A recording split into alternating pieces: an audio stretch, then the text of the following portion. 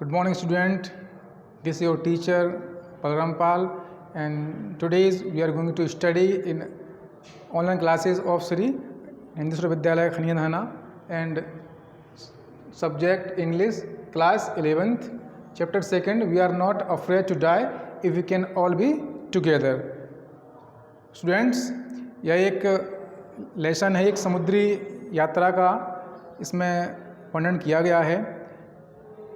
बड़ा ही मज़ेदार ये पाठ है, इसको हम समझते हैं। इस पाठ के लिए तो यह एक कहानी है एक ऐसे व्यक्ति की जो अपनी पत्नी और अपने दोनों बच्चों के साथ एक लंबी समुद्री यात्रा के लिए निकल पड़ता है। वह 200 वर्ष पहले किसी एक समुद्री यात्री की यात्रा से प्रभावित होकर यह निर्णय लेता है और वो इसके लिए तमाम पहले से इंतज़ाम जो भी ज़रूरी व्यवस्थाएं वो करता है, चाहे वो साजो सामान की हो या उसकी नाव की हो या उसके प्रशिक्षण की हो। तो देखते हैं इस लेसन को। The narrator and his wife plan a voyage around the world just like a famous captain James Cook. लेखक है वह अपनी पत्नी के साथ, एक प्रसिद्ध जेम्स कुक थे जिन्होंने एक समुद्री यात्रा अपनी पूरी की थी, उनसे प्रेरित होकर एक वियोज मतलब होता है एक लंबी समुद्री यात्रा, उसके लिए वो तैयारी करता है।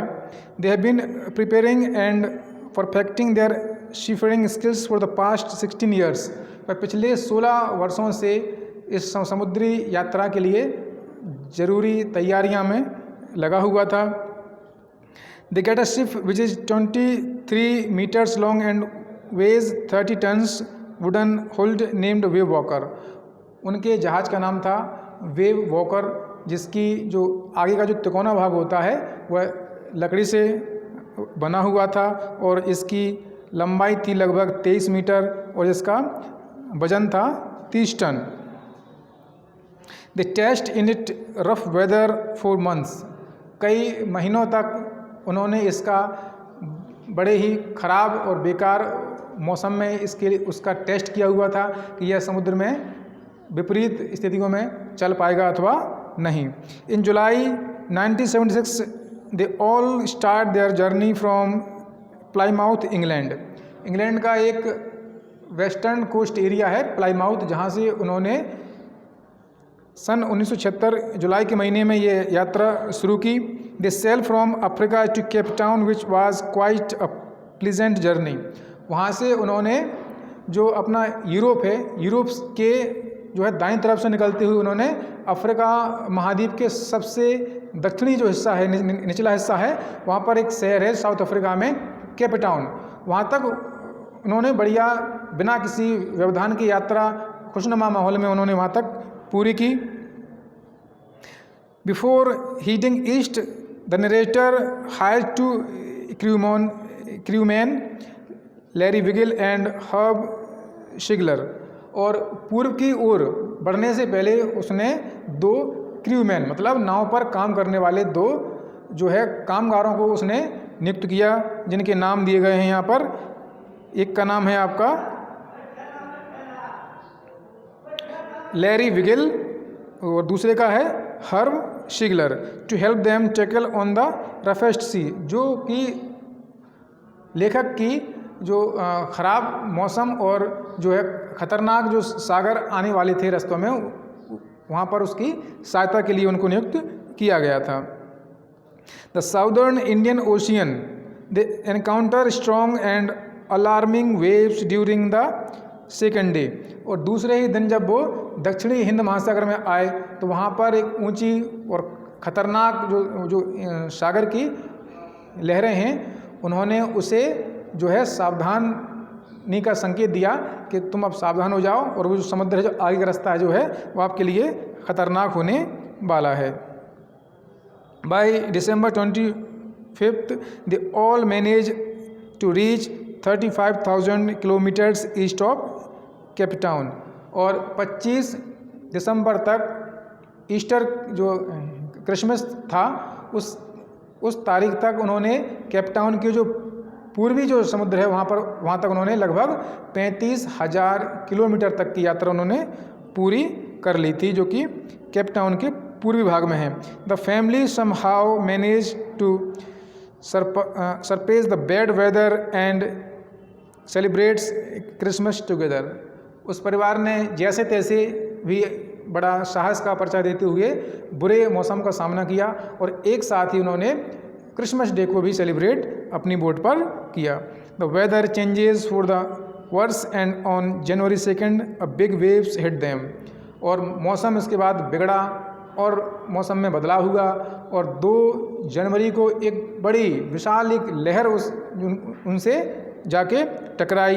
दे try to slow the ship down by dropping storm jib and hit a heavy mooring rope in a loop across a stern but it doesn't help much. उन्होंने तमाम इंतजाम उन्होंने किए जो बोट को चलाने के लिए, जो एक तरह से आपको पर्दे टाइप के होते हैं, रस्से हैं, जो चेन लगाते हैं जो स्टॉर्म को कंट्रोल करने के लिए, उन्होंने सभी जो है संभव उपाय किए उन्होंने उस तूफान से बचने के लिए।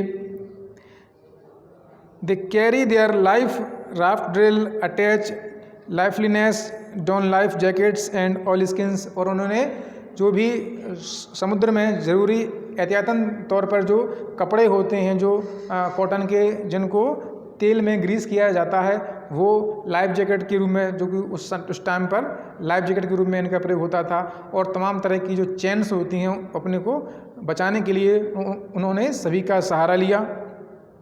Letter in the evening a vertical and huge waves strikes the ships and the narrator is thrown off from the ship.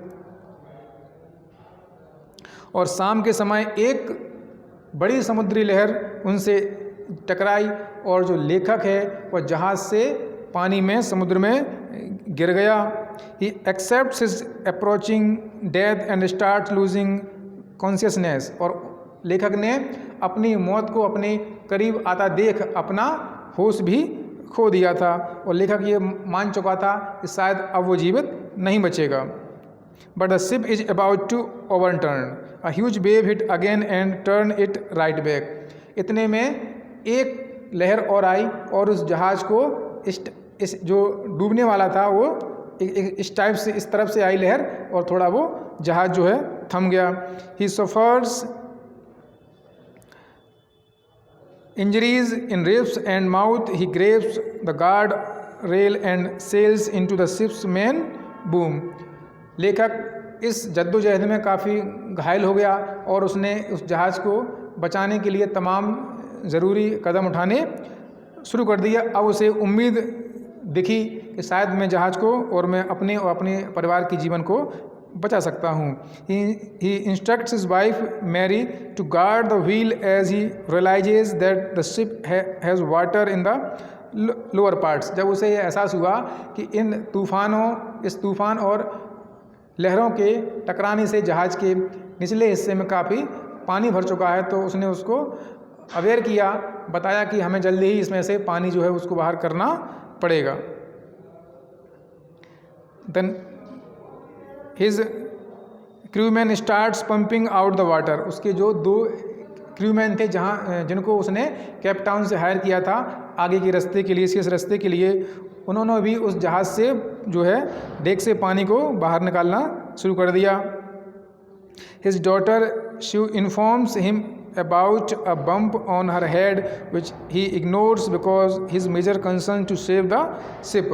उसकी बेटी जो 7 साल की थी उसने उससे कहा कि उसके सिर में एक बड़ी चोट लगी है, लेकिन लेखक ने उस चोट को उस समय के लिए नज़रअंदाज कर दिया क्योंकि उसकी प्राथमिकता उस समय जहाज़ को बचाने की ज़्यादा थी। The narrator does water proofing on the gapping holes. लेखक ने जो जहाज़ में जहाँ पर कुछ छेद वगैरह या कुछ क्रैक्स आए थे उनको रिपेयर करने के लिए उसने प्रयास करना शुरू कर दिए।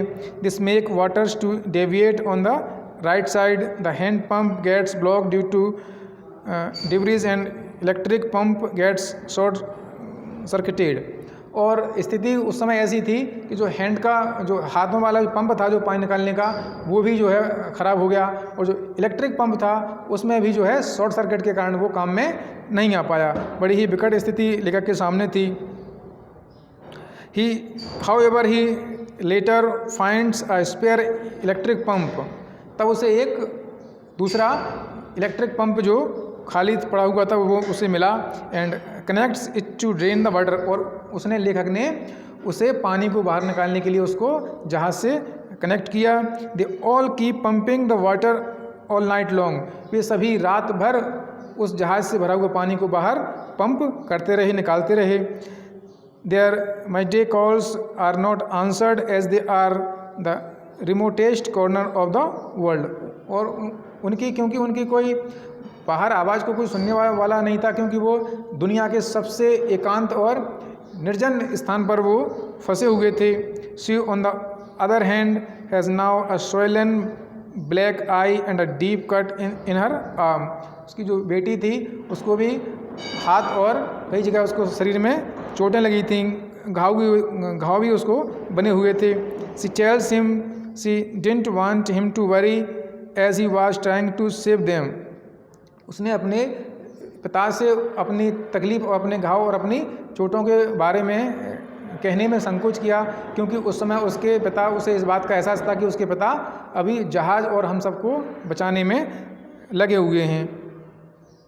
The narrator decides to work in rotation and rest, लेखक ने यह निर्णय लिया कि हम लोग क्या करेंगे। उसने जो जहाज़ पर जो लोग थे, 4 बड़े लोग थे, 2 बच्चे थे, उसने 3-3 करके एक रोटेशन सिस्टम अप्लाई किया कि 3 लोग आराम करेंगे और 3 लोग जहाज़ पर काम करेंगे, चाहे वो पानी निकालने का हो या जहाज़ को रिपेयर करने का हो। The water levels are controlled but the leaks were still there, जल स्तर तो उन्होंने पंपिंग करके नियंत्रित कर लिया, लेकिन अभी भी उस जहाज़ में जो है तमाम तरह के लीक्स थे, होल थे। The ship is bad shape now, जहाज़ जो है उसकी हालत जो है ख़राब हो चुकी थी। It is not in a condition to reach Australia, और वह ऑस्ट्रेलिया जो कि उनकी यात्रा का अंतिम पड़ाव था, वहाँ तक पहुँचने की स्थिति में नहीं था। आगे की कहानी हम अगले वीडियो में पढ़ेंगे, तब तक आप इसके नोट्स प्रिपेयर करें। Thank you for watching.